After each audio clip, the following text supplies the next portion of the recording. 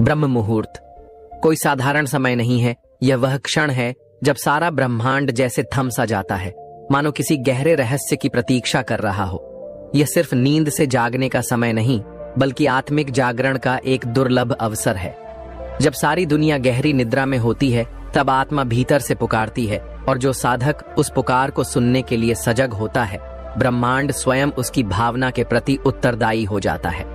प्राचीन ऋषियों ने अपने अनुभवों से यह सिद्ध किया कि ब्रह्म मुहूर्त में किया गया संकल्प, जपा गया मंत्र या की गई प्रार्थना सीधे सृष्टि की चेतना तक पहुंचती है।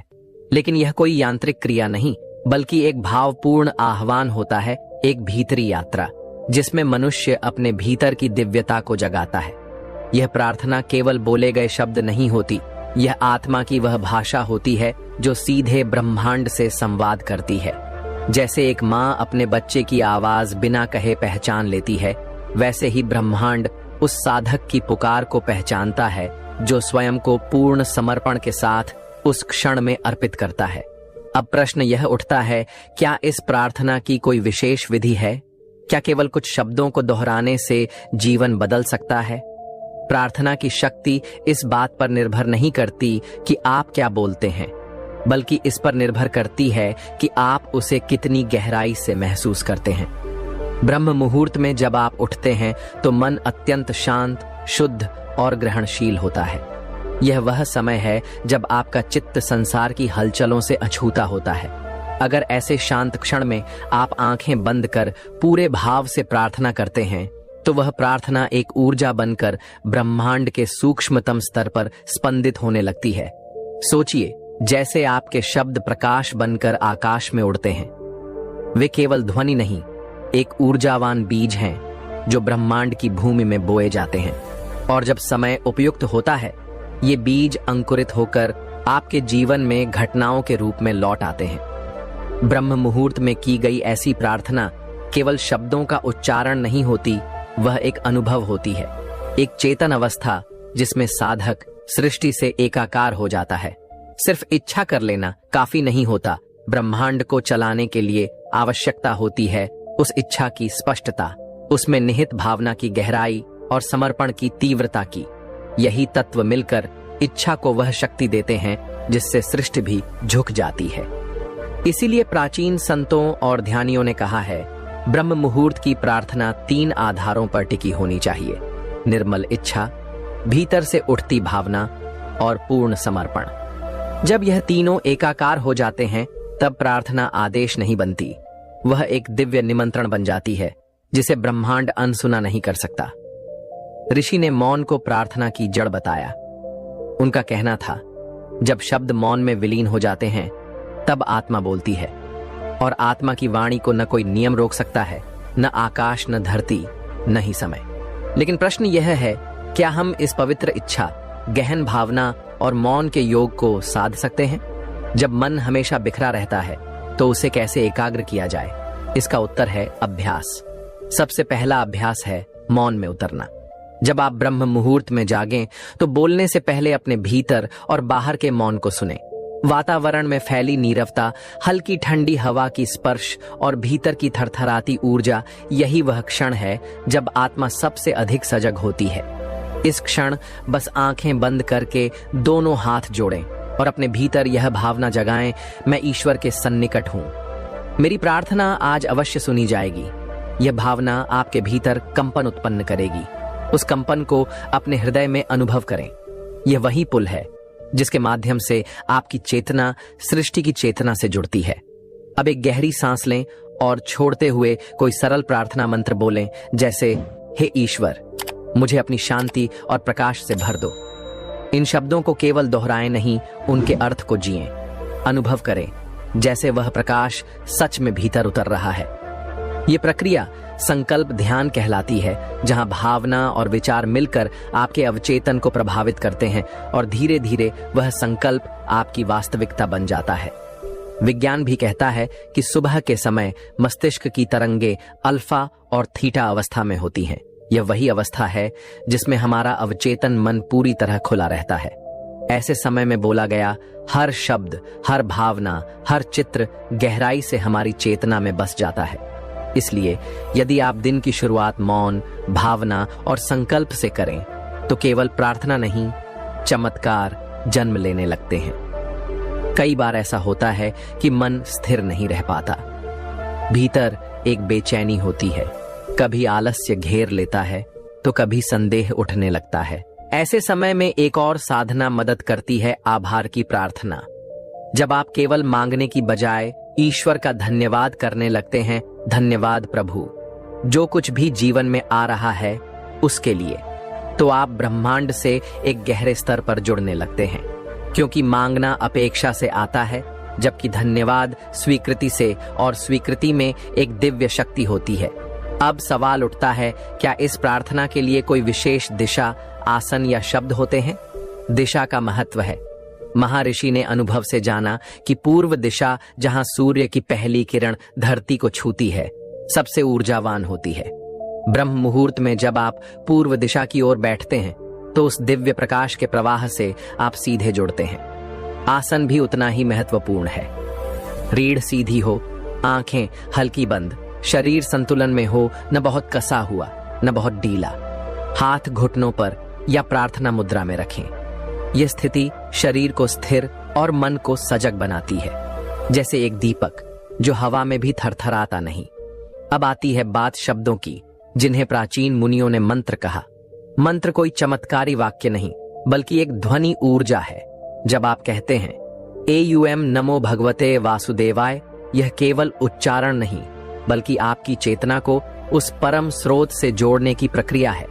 और जब यह शब्द ब्रह्म मुहूर्त के गहन मौन में बोले जाते हैं तो उनका प्रभाव कई गुना बढ़ जाता है।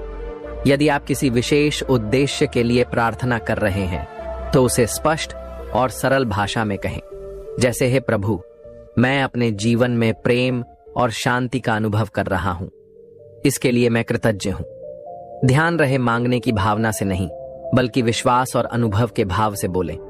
ब्रह्मांड को अस्पष्टता नहीं, स्पष्टता पसंद है।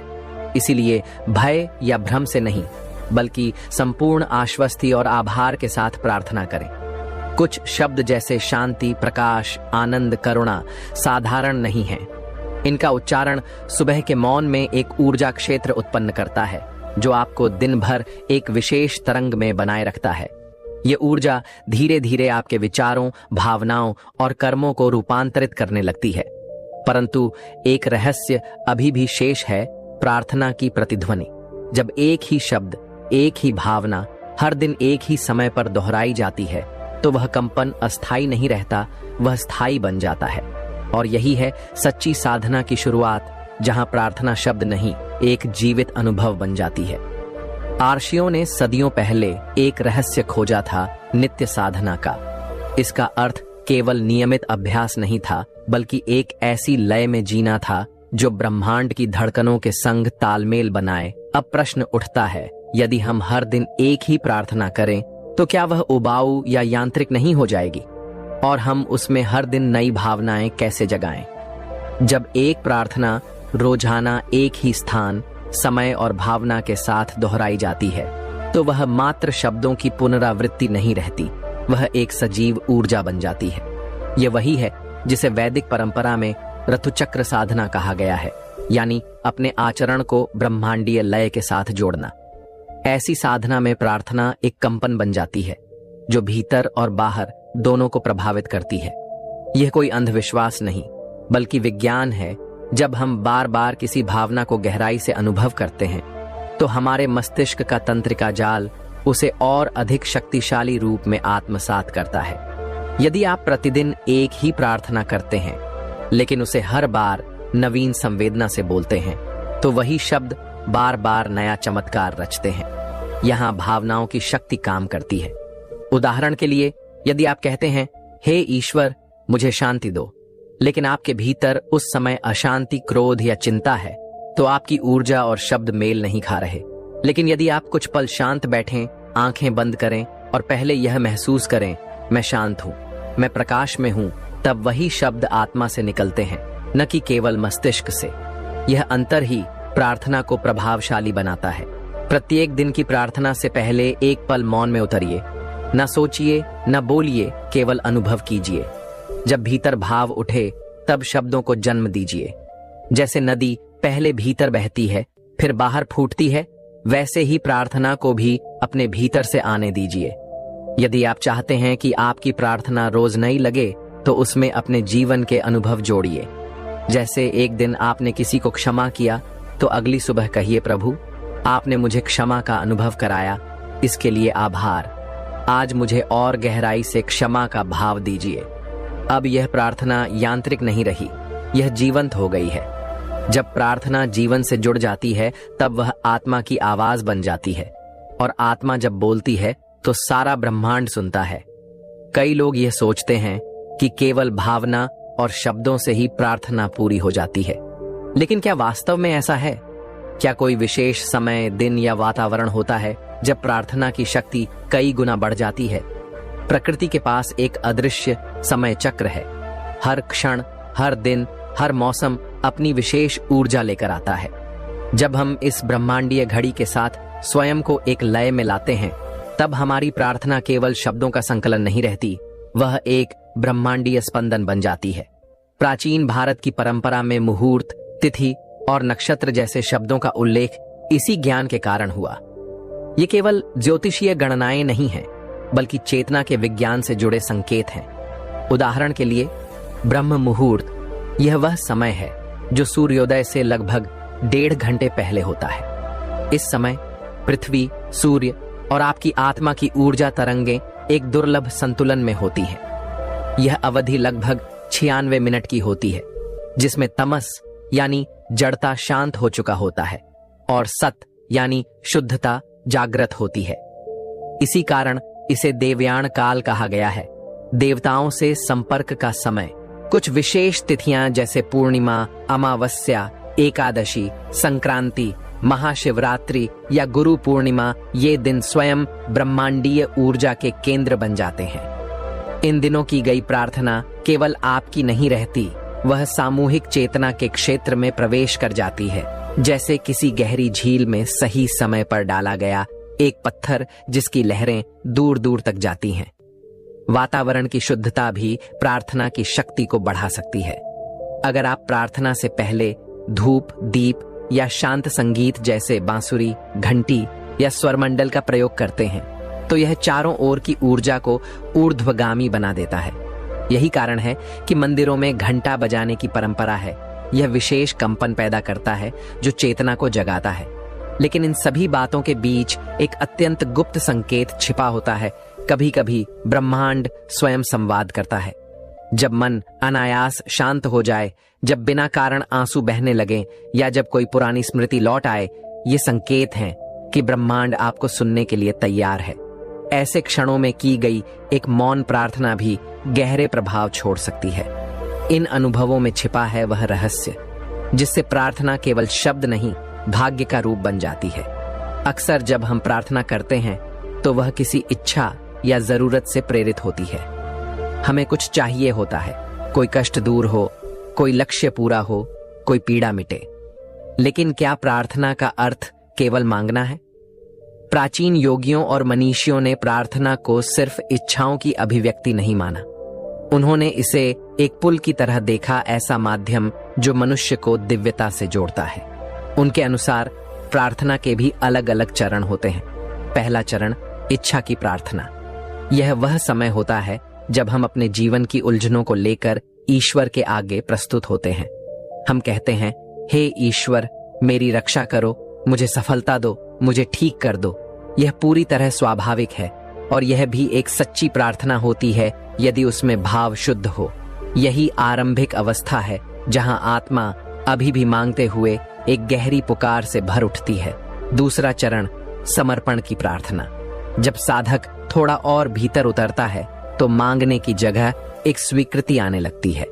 अब शब्द बदल जाते हैं, हे प्रभु, जो तू चाहे वही हो, मुझे तेरी इच्छा को समझने की शक्ति दे।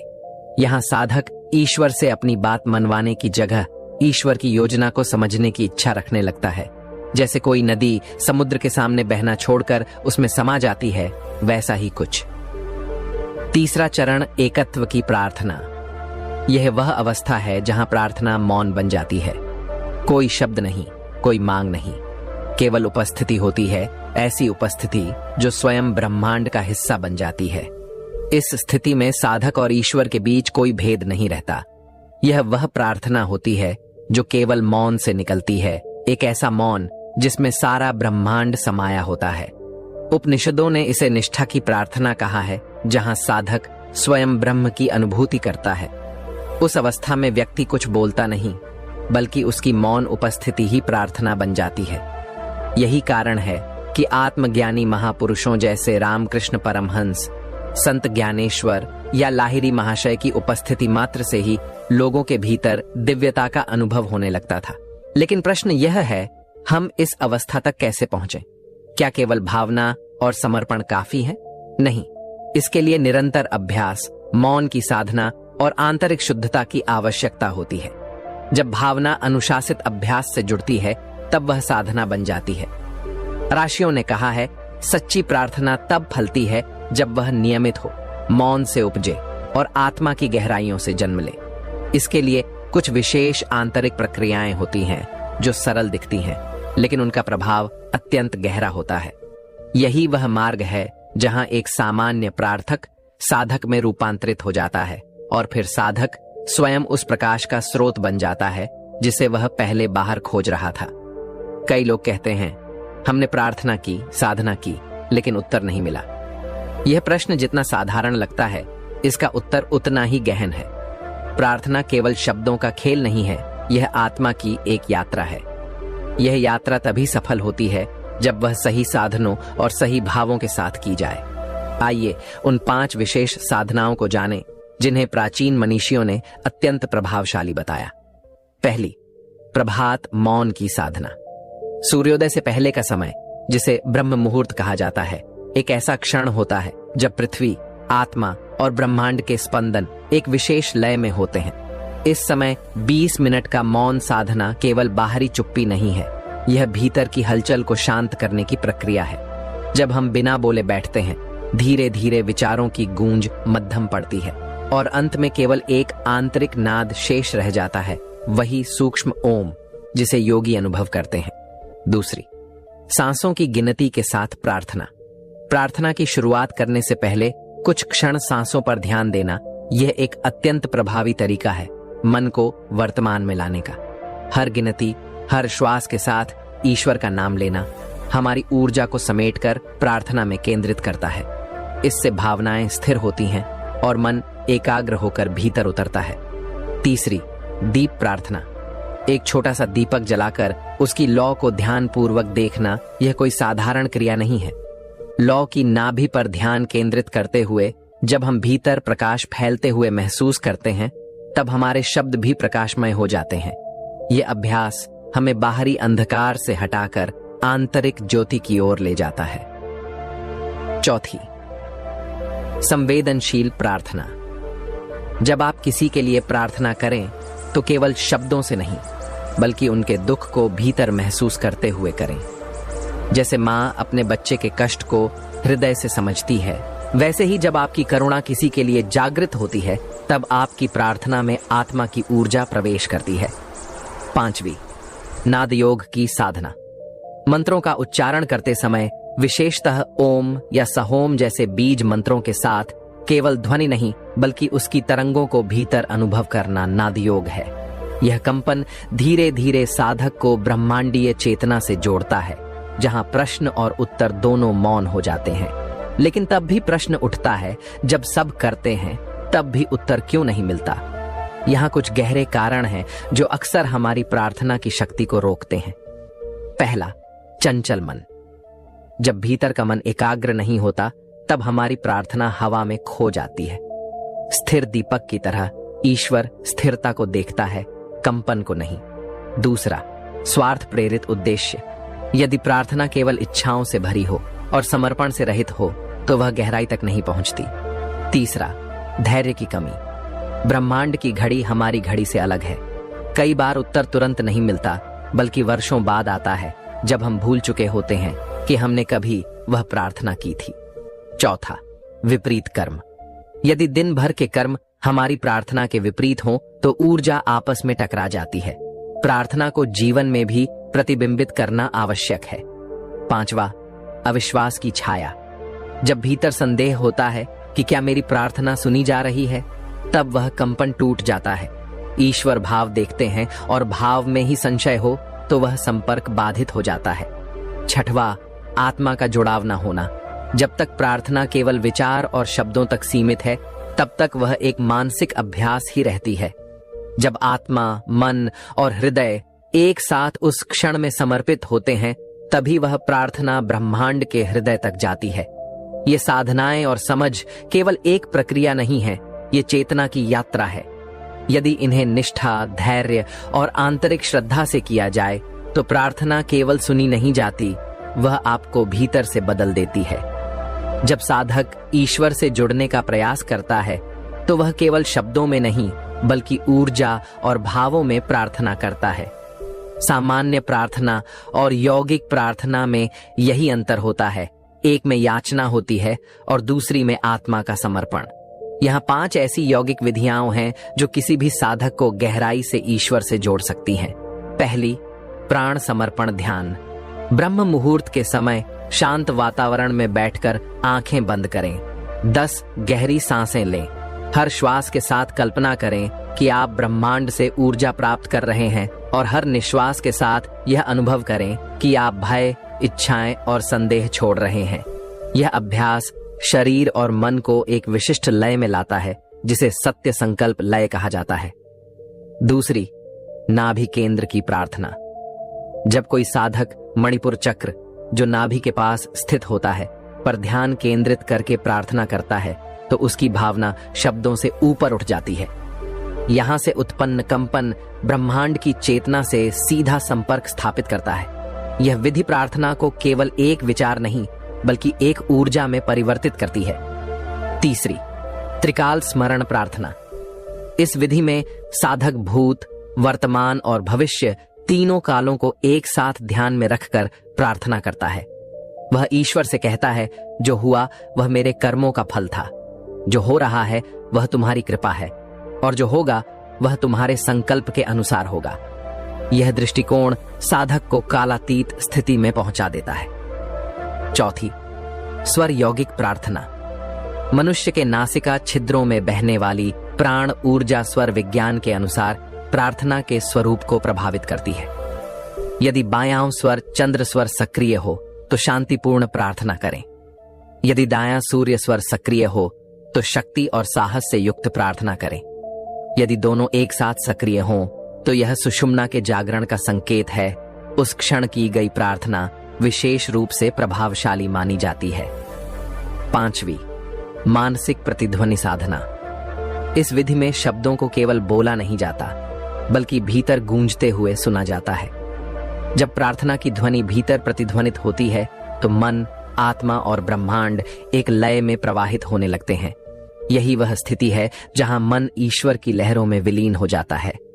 इन यौगिक विधियों को जीवन में अपनाकर साधक अपनी प्रार्थना को एक दिव्य संप्रेषण में बदल सकता है, एक ऐसा माध्यम जो आत्मा को परम स्रोत से जोड़ देता है।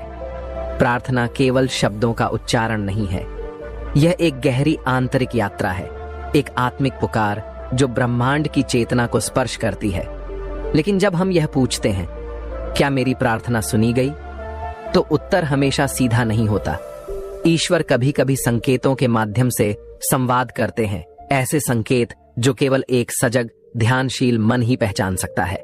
आदि योगियों और आध्यात्मिक साधकों ने समय समय पर ऐसे 7 संकेतों का वर्णन किया है जो यह दर्शाते हैं कि प्रार्थना का उत्तर आने लगा है। पहला संकेत, भीतर शांति की तरंग। प्रार्थना के पश्चात आपका मन अचानक शांत हो जाए, जैसे लहरों से भरा समुद्र अचानक स्थिर हो गया हो, तो समझिए यह ईश्वर के स्पर्श का प्रतीक है। यह शांति उत्तर से पहले का मौन होता है। दूसरा संकेत, दिव्य स्वप्नों का आगमन।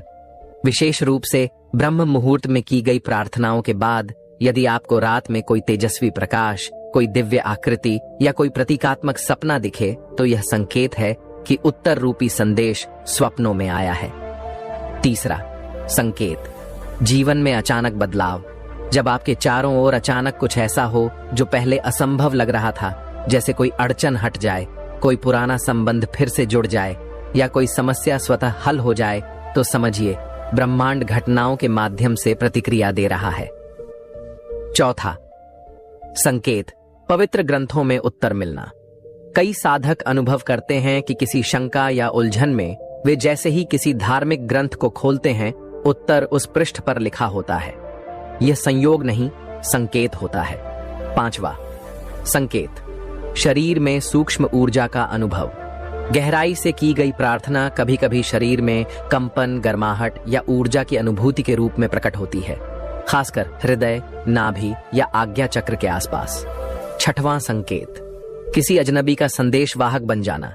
कभी कभी कोई अपरिचित व्यक्ति अचानक वह बात कह देता है जो आपने अभी अभी भीतर अनुभव की थी। यह ईश्वर की एक रहस्यमयी संचार प्रणाली है जो किसी को माध्यम बनाकर उत्तर भेजती है। सातवां संकेत, अंतर्मन की स्पष्ट पुकार। सबसे रहस्यमय संकेत तब आता है जब भीतर से एक अड़ोल, स्पष्ट, निश्चल आवाज सुनाई देती है, सब ठीक हो जाएगा, चिंता मत करो। यह आवाज तर्क नहीं करती, वह केवल होती है शुद्ध, शांत और पूर्ण। इन संकेतों को पहचानना एक साधना है। अभ्यास से चेतना अधिक जागरूक बनती है और धीरे धीरे हमें ईश्वर की उस मौन भाषा को समझने की शक्ति मिलती है। सच्ची साधना केवल ध्यान की क्रिया नहीं, बल्कि एक अंतरयात्रा है। वह प्रक्रिया जिसमें साधक अपने अंतःकरण को इतना निर्मल बनाता है, अपनी भावना को इतना पारदर्शी और संकल्प को इतना दृढ़ करता है कि दिव्यता स्वयं उसकी चेतना में प्रकट होने लगती है। भगवद गीता में श्री कृष्ण ने इसका संकेत दिया था, योगस्थ कुरु कर्माणि। जब मन ईश्वर में स्थित हो जाए तब प्रत्येक कार्य पूजा बन जाता है। यही योग की गूढ़ अवस्था है। इस साधना की शुरुआत होती है मौन से, लेकिन यह मौन केवल ध्वनि का अभाव नहीं, विचारों के भी मौन होने की दशा है। जब आप ब्रह्म मुहूर्त की कोमल वेला में आंखें बंद करते हैं और बस इतना कहते हैं, प्रभु मैं यहां हूं, तो ब्रह्मांड को पहला संकेत मिल जाता है, आप अब तैयार हैं। इसके बाद साधक प्रवेश करता है प्राण संवेदन में। सांस केवल एक जैविक प्रक्रिया नहीं रह जाती, वह एक दिव्य स्पर्श बन जाती है। हर श्वास के साथ जीवन ऊर्जा भीतर प्रवेश करती है और जब इस अनुभव में गहराई आती है तो सांस स्वयं ईश्वर का कंपन बन जाती है। तीसरे चरण में प्रार्थना का कंपन प्रकट होता है। जब आप पूर्ण एकाग्रता से एक ही भाव को दोहराते हैं, हे प्रभु मुझे जानो, मुझे अपनाओ, तो यह कंपन आपके शरीर, मन और आत्मा को एक सुर में लाकर साधना को गहराता है। शब्दों से परे भाव का उदय होता है, समय रुकता है, शरीर का अनुभव विलीन होता है और एक सौम्य प्रकाश भीतर से प्रस्फुटित होता है। यही ईश्वर की उपस्थिति का पहला संकेत होता है। लेकिन यह अवस्था स्थायी नहीं होती, इसे पोषित करना पड़ता है, नियमित साधना से, अनुशासन से। और इसके लिए आर्षियों ने एक दिव्य विधि बताई, त्रिकाल प्रार्थना प्रणाली। त्रिकाल प्रार्थना एक दिव्य जीवन शैली। प्रातः प्रार्थना, प्रकृति जब मौन होती है तब चेतना सबसे सजग होती है। यदि इस क्षण आप भीतर से कहें, प्रभु आज मैं आपको अपने साथ चाहता हूं, तो यह संकल्प आपके पूरे दिन की ऊर्जा को शुद्ध कर देता है। मध्याह्न प्रार्थना, दोपहर दिन के मध्य में जब आप सबसे अधिक कार्यों में व्यस्त होते हैं, वही समय होता है जब ईश्वर से संपर्क टूटता है। इस क्षण केवल 2 मिनट के लिए आंखें बंद करें और भीतर कहें, जो भी कर रहा हूं तेरे लिए कर रहा हूं, और कार्य साधना बन जाता है। रात्रि प्रार्थना, शयन से पूर्व। दिन के अंत में जब आत्मा विश्राम की ओर लौटती है, वह सबसे भावपूर्ण क्षण होता है। यदि इस समय आप हृदय से कहें, प्रभु आज मैं भटक गया पर आपने मुझे थामा, धन्यवाद, तो यह प्रार्थना नींद को भी ध्यान में परिवर्तित कर देती है। त्रिकाल प्रार्थना एक प्रदर्शन नहीं है, इसमें कोई विशेष मुद्रा या स्थान आवश्यक नहीं, बस एक सच्चा मन चाहिए और ईश्वर की ओर झुकी हुई चेतना। यह साधना धीरे धीरे आपकी चेतना को उस स्तर तक ले जाती है जहां हर सांस, हर भावना, हर कर्म केवल दिव्यता से भरे होते हैं। प्रार्थना का गुप्त रहस्य, जब शब्द रुकते हैं तब ईश्वर बोलते हैं। त्रिकाल प्रार्थना एक दिव्य जीवन शैली है, लेकिन क्या केवल यह प्रणाली ही ईश्वर की अनुभूति के लिए पर्याप्त है? नहीं, क्योंकि बहुत से साधक वर्षों तक सुबह, दोपहर और रात तीनों समय प्रार्थना करते हैं, फिर भी भीतर खालीपन अनुभव करते हैं। उन्हें ईश्वर की उपस्थिति का एहसास नहीं हो पाता। क्यों? क्योंकि वे अनजाने में एक सूक्ष्म लेकिन गहरी भूल कर बैठते हैं। यह भूल दिखने में छोटी है, लेकिन साधना के मार्ग की सबसे बड़ी बाधा बन जाती है मांगते जाना, लेकिन कभी स्वीकार न करना। जब भी हम प्रार्थना करते हैं, हम कुछ चाहते हैं, स्वास्थ्य, सफलता, प्रेम, शांति। पर क्या हमने कभी यह सोचा कि जो कुछ हमारे पास नहीं है वह शायद इसलिए नहीं कि ईश्वर नहीं देना चाहते, बल्कि इसलिए कि हम सुनने के लिए रुके ही नहीं। प्रार्थना का सार समर्पण में है, न कि सिर्फ याचना में। जैसे कोई बालक अपने माता पिता से बार बार मांगे, लेकिन यह विश्वास न रखे कि वे उसके लिए सर्वश्रेष्ठ चाहते हैं, तो वह सिर्फ याचक बन जाता है, संतान नहीं। सच्चा साधक वह है जो ईश्वर से केवल कहता नहीं, बल्कि यह भी पूछता है, प्रभु आप मुझसे क्या चाहते हैं। यहां एक गहरा रहस्य छिपा है। प्रार्थना का सबसे शक्तिशाली क्षण वह नहीं होता जब आप बोलते हैं, बल्कि वह जब आप मौन होते हैं। जब आप भीतर की हलचल को शांत करते हैं, तब ईश्वर का स्पर्श महसूस होता है। एक साधक की कथा है, वह प्रतिदिन ईश्वर से यही प्रार्थना करता कि उसे ईश्वर का दर्शन हो। 7 वर्षों तक उसने निरंतर यही निवेदन किया, पर कुछ नहीं हुआ। एक दिन वह थक गया। अब कहने को कुछ नहीं था। वह बस बैठ गया मौन में, खाली होकर। और उसी दिन उसने अपने भीतर एक प्रकाश देखा, जैसे किसी ने सिर पर करुणा से हाथ रख दिया हो। वही ईश्वर था मौन में उतरता हुआ। इसलिए अगली बार जब आप ब्रह्म मुहूर्त में प्रार्थना करें, तो कुछ पल ऐसे भी हों जब आप कुछ कहें नहीं, केवल सुने अपने भीतर की तरंगों को, भावनाओं की लहरों को। उनमें से जो एक शांत कंपन उठता है, वही ईश्वर का उत्तर होता है। जब प्रार्थना शब्दों से निकलकर ऊर्जा बनती है और ऊर्जा से उपस्थिति में बदलती है, तब ईश्वर प्रकट होते हैं। क्या केवल मौन ही पर्याप्त है? नहीं, क्योंकि मौन तभी सार्थक होता है जब उसमें हृदय का सच्चा भाव समाहित हो। मौन की गहराई तभी काम करती है जब वह हृदय की संवेदना से जुड़ी हो। इसी बिंदु पर प्रार्थना का एक और अत्यंत प्रभावशाली तत्व सामने आता है, भाव। भाव वह आंतरिक शक्ति है जो हमारी प्रार्थना को आत्मा की पुकार बना देती है। यह वही आकर्षण है जो परम शक्ति को हमारी ओर खींचता है। केवल शुद्ध शब्दों में बोली गई प्रार्थना उस तीर के समान होती है जिसे बिना धनुष खींचे छोड़ा गया हो, वह लक्ष्य तक नहीं पहुंचता। लेकिन जब वही शब्द भाव से भरे होते हैं, तो साधारण से शब्द भी एक तीव्र शक्ति में बदल जाते हैं। कल्पना करें, 2 व्यक्ति एक ही शब्द कहते हैं, हे प्रभु। एक व्यक्ति इसे यंत्रवत बिना किसी भाव के दोहराता है, जबकि दूसरा अपनी संपूर्ण आत्मा, पीड़ा और श्रद्धा से उस शब्द को पुकारता है, जैसे उसकी सांस उसी क्षण थमने वाली हो। पहले की आवाज कहीं खो जाती है, जबकि दूसरे की पुकार सीधे ईश्वर के हृदय तक पहुंचती है। यही अंतर है भाव का।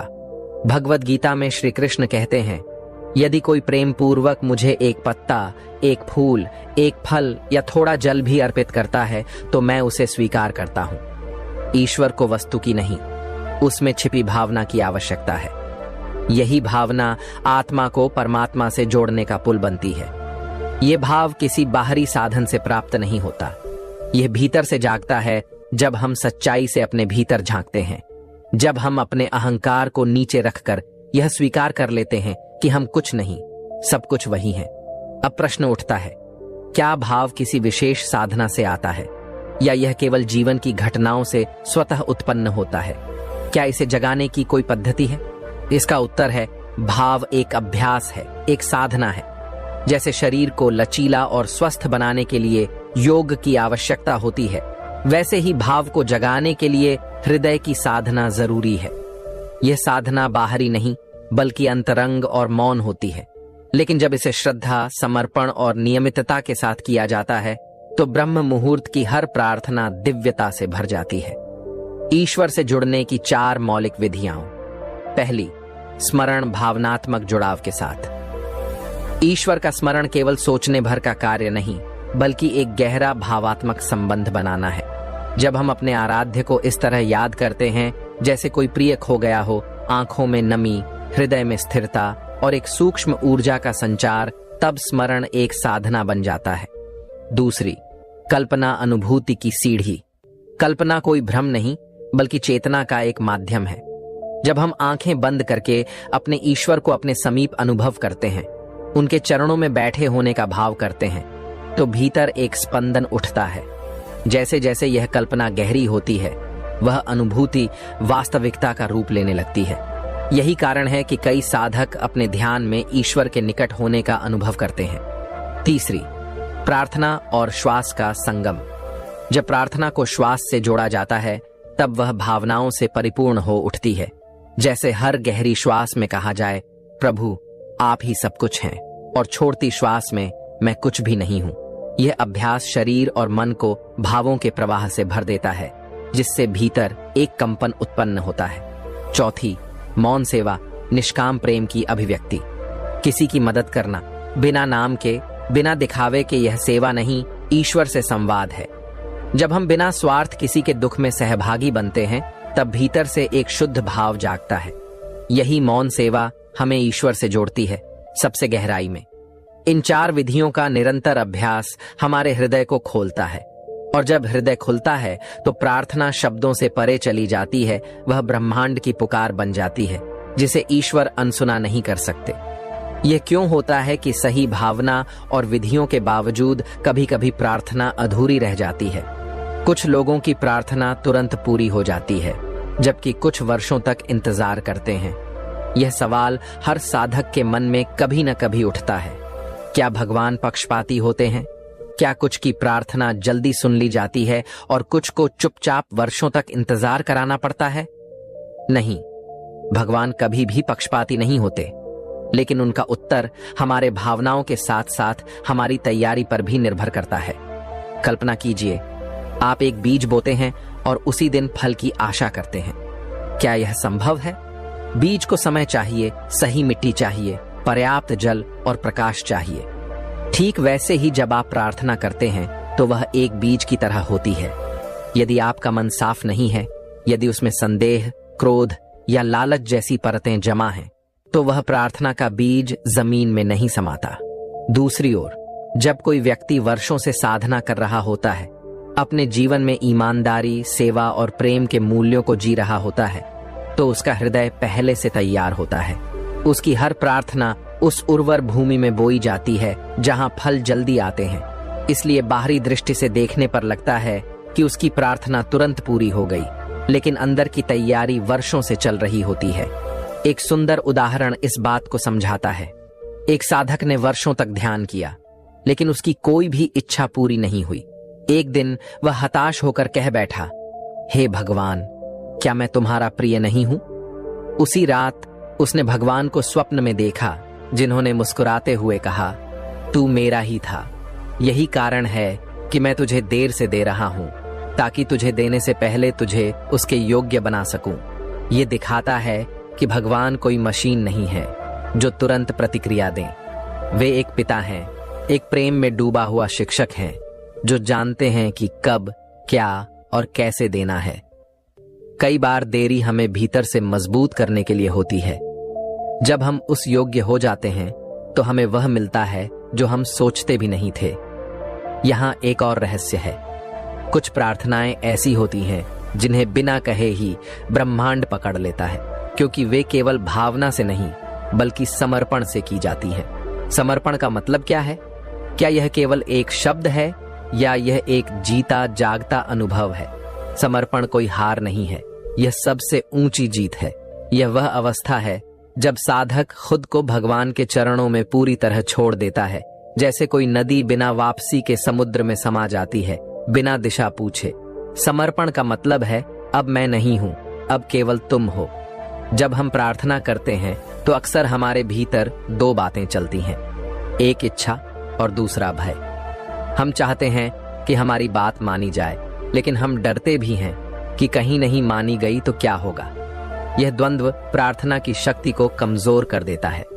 लेकिन जब समर्पण होता है, तब साधक केवल कहता है, हे प्रभु, जो तुम्हें उचित लगे वही कर, मैं केवल तेरा हूं। और इसी क्षण से प्रार्थना सिर्फ हमारी नहीं रहती, वह भगवान की योजना का हिस्सा बन जाती है। यही रहस्य है कि समर्पण के साथ की गई प्रार्थना कभी अस्वीकार नहीं होती। क्योंकि वहां मैं नहीं होता, वहां केवल वह होता है। एक दिन एक भक्त गंगा के किनारे बैठकर अपनी समस्याओं के बारे में चिंतन कर रहा था। पास ही एक संत आए और उन्होंने भक्त से पूछा, क्या तुमने प्रार्थना की है? भक्त ने उत्तर दिया, हाँ, लेकिन मुझे कोई उत्तर नहीं मिला। संत मुस्कुराए और बोले, तो अब चिंता क्यों कर रहे हो? या तो तुमने प्रार्थना की है या फिर चिंता कर रहे हो। दोनों एक साथ नहीं हो सकते। अगर तुमने सच्चे समर्पण से प्रार्थना की है तो अब भगवान पर विश्वास रखो। यहां समर्पण का एक महत्वपूर्ण पहलू सामने आता है। समर्पण का मतलब यह नहीं है कि आप निष्क्रिय हो जाएं। इसका मतलब है कि आप कर्म करते रहें, लेकिन फल की चिंता भगवान पर छोड़ दें। श्रीमद् भगवद गीता में यही कहा गया है, कर्मण्येवाधिकारस्ते मां फलेषु कदाचन, यानी कर्म करो लेकिन फल की आशा मत करो। यह सिद्धांत जीवन में पालन करने से हमारी प्रार्थना की शक्ति को और भी बढ़ाया जा सकता है। जब कोई व्यक्ति समर्पण के भाव से हर सुबह ब्रह्म मुहूर्त में उठता है और कहता है, आज का दिन तेरा है प्रभु, मेरा कुछ भी नहीं है, तो वह दिन ईश्वर की कृपा से परिपूरित हो जाता है। समर्पण केवल शब्दों तक सीमित नहीं होता, यह जीवन का दृष्टिकोण बन जाता है। लेकिन क्या केवल समर्पण और भावना ही पर्याप्त है? क्या इनसे ही हमारी प्रार्थना ब्रह्मांड तक पहुंचती है? नहीं, इसके साथ एक और महत्वपूर्ण रहस्य जुड़ा है, नाद या ध्वनि की शक्ति। कुछ विशेष ध्वनियां जैसे ओम, गायत्री और महामृत्युंजय मंत्र जब ब्रह्म मुहूर्त में उच्चारित होते हैं तो वे प्रार्थना की शक्ति को कई गुना बढ़ा देते हैं। ब्रह्मांड सिर्फ मौन नहीं है, यह अनहद नाद से भरा हुआ है। प्राचीन ऋषियों ने इसे शब्द ब्रह्म कहा, यानी शब्द ही ब्रह्म है और ध्वनि ही सृष्टि का आधार है। जब आप ब्रह्म मुहूर्त में मंत्र का उच्चारण करते हैं तो आप केवल शब्द नहीं बोलते, आप ब्रह्मांडीय ऊर्जा को जागृत करते हैं और उसे दिशा देते हैं। गायत्री मंत्र इसका एक अद्भुत उदाहरण है। जब इसे शांति, स्पष्टता और श्रद्धा से प्रातः काल में जपा जाता है तो यह हमारे शरीर की ऊर्जा प्रणाली, नाड़ियों और चक्रों को सक्रिय करता है। यह एक वैज्ञानिक प्रक्रिया है। उच्चारण की ध्वनि और लय मस्तिष्क की तरंगों को स्थिर करती है और उन्हें ब्रह्मांडीय चेतना से जोड़ती है। ध्वनि का प्रभाव केवल बाहर नहीं बल्कि भीतर भी होता है। जब आप ओम का उच्चारण करते हैं तो आपकी रीढ़ की हड्डी से लेकर मस्तिष्क तक एक हल्का कंपन फैलता है जो ध्यान की अवस्था को सहज बनाता है। यह कंपन आपको ईश्वर की उपस्थिति का अनुभव कराता है और भले ही आपकी आंखें बंद हों, आपका हृदय खुल जाता है। इसीलिए सभी धर्मों में मंत्रों या ध्वनियों का उपयोग किया जाता है, चाहे वह ओम नमः शिवाय, अल्लाहु अकबर, अवहरा या अमीत हो। प्रत्येक में एक विशेष तरंग छिपी होती है जो आत्मा को ऊपर उठाने का कार्य करती है। लेकिन मंत्र तभी प्रभावी होते हैं जब उन्हें भावना, ध्यान और एकाग्रता के साथ बोला जाए। केवल यांत्रिक रूप से जपना हमें उस ऊर्जा से नहीं जोड़ सकता। यही कारण है कि ब्रह्म मुहूर्त में मंत्रों का उच्चारण विशेष रूप से प्रभावशाली माना जाता है, क्योंकि उस समय वातावरण शांत होता है, मानसिक तरंगें स्थिर होती हैं और ब्रह्मांड खुद को सुनने के लिए तैयार रहता है। यह समय वह होता है जब पृथ्वी, सूर्य और आकाश के बीच कंपन इतने सम होते हैं कि हमारी साधना सीधे उस सूक्ष्म क्षेत्र में प्रवेश करती है जहां ब्रह्मांडीय ऊर्जा सक्रिय होती है। अब सवाल यह उठता है कि क्या सिर्फ मंत्रों का जाप ही पर्याप्त है या इसके साथ एक विशिष्ट मानसिक स्थिति भी जरूरी है। ध्यान वह मार्ग है जो हमें शब्दों से पार ले जाता है, उस शांति में जहां प्रार्थना की वास्तविक भावना मौजूद होती है। जब हम प्रार्थना करते हैं तो वह एक संवाद होता है, लेकिन जब हम ध्यान की गहराई में उतरते हैं तो वह संवाद मौन में बदल जाता है और केवल अनुभव रह जाता है। यही वह अवस्था है जहां ईश्वर की उपस्थिति को गहरे रूप से महसूस किया जाता है। ब्रह्म मुहूर्त का समय केवल मंत्रों का समय नहीं है, बल्कि यह ध्यान की सर्वोत्तम अवस्था के लिए आदर्श समय है। यह वह घड़ी होती है जब प्रकृति खुद ध्यान मग्न होती है। पक्षी अभी तक नहीं जागे होते, हवा स्थिर होती है और मन शांत रहता है।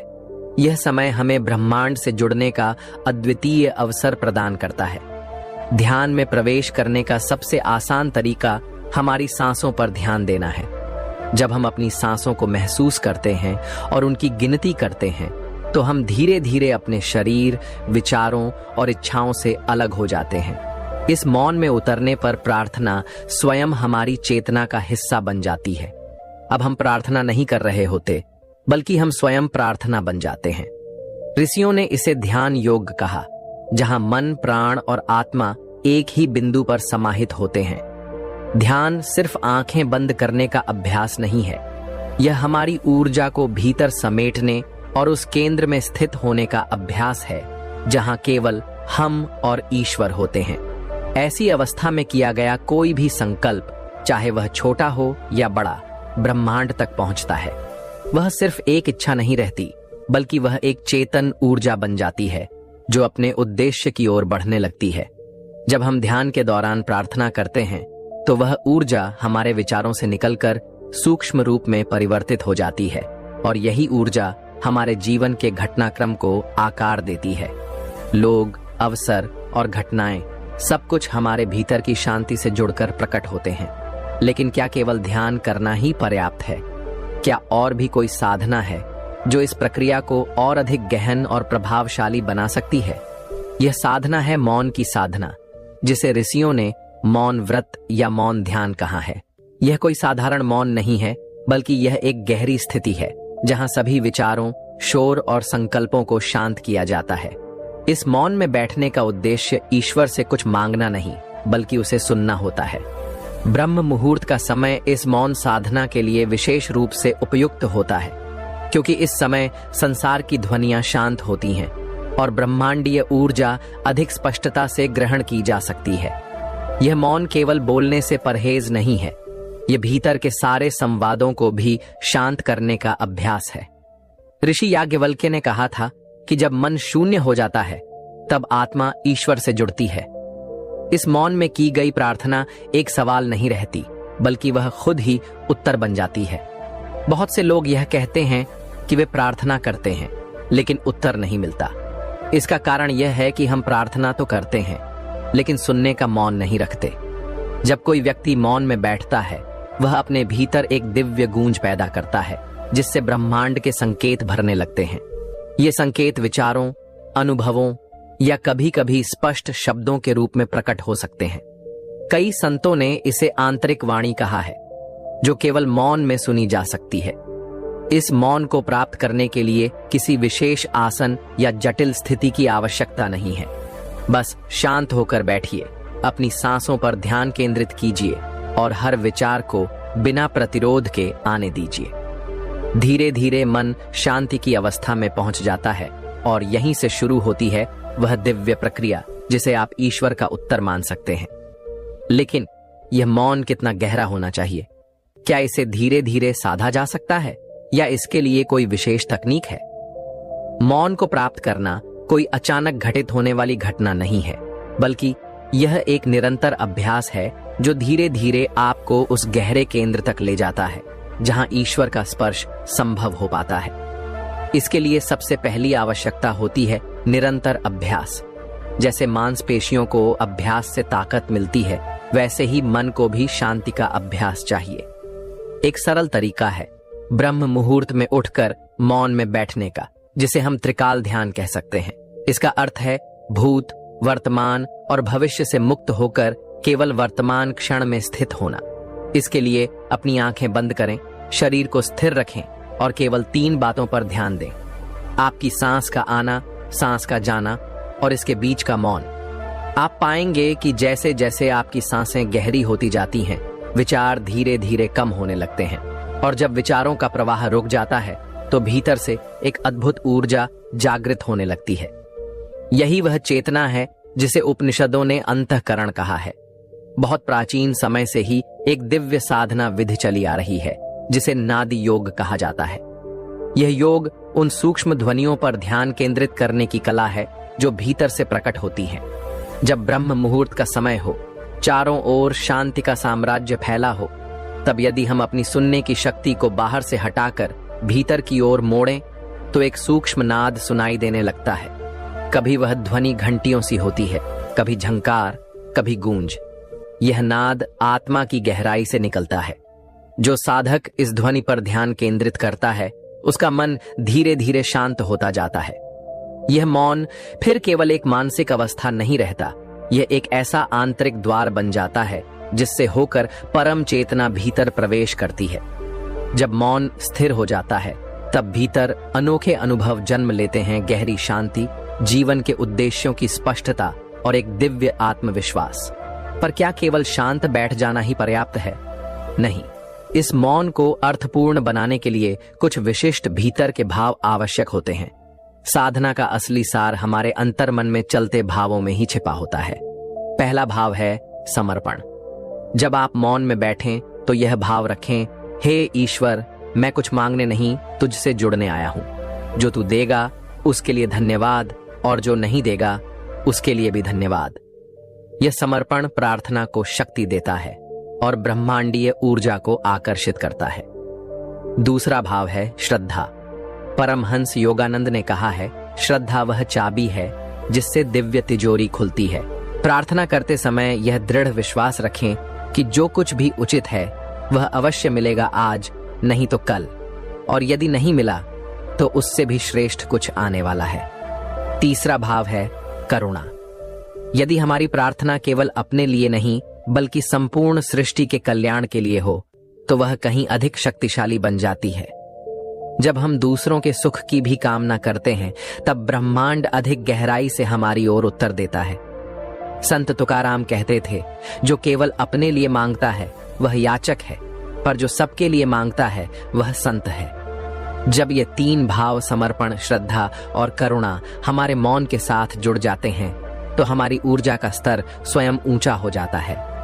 तब हमारी प्रार्थना शब्द नहीं बल्कि एक कंपन बन जाती है, ऐसी तरंग जो हर बाधा को पार कर सीधे ईश्वर तक पहुंच जाती है। और यह भाव केवल सुबह तक सीमित न हो। ब्रह्म मुहूर्त में बोया गया साधना का बीज पूरे दिन की गतिविधियों में सिंचित हो, तभी वह जीवन रूपी वृक्ष पर ईश्वरीय फल दे सकेगा।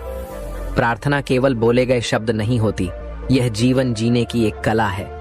जब हम प्रातःकालीन मौन में बैठते हैं, समर्पण और श्रद्धा से भरकर, तब भीतर एक दिव्य ऊर्जा का जन्म होता है। यह ऊर्जा केवल उस क्षण की नहीं होती, इसे पूरे दिन एक ज्योति की तरह अपने भीतर जलाए रखना होता है। दिन की शुरुआत इस संकल्प से करें, आज का हर कार्य, हर शब्द और हर विचार उसी मौन की छाया में होगा जो मैंने ब्रह्म मुहूर्त में अनुभव किया। इस दिव्यता को दिन भर बनाए रखने के दो सरल उपाय हैं। पहला, मौन की पुनः स्मृति। दिन में कुछ क्षण ऐसे निकालें, भोजन से पहले, किसी कार्य के बीच या सोने से पहले, जहां आप आंखें बंद कर केवल 30 सेकंड के लिए उस सुबह की ऊर्जा को याद करें।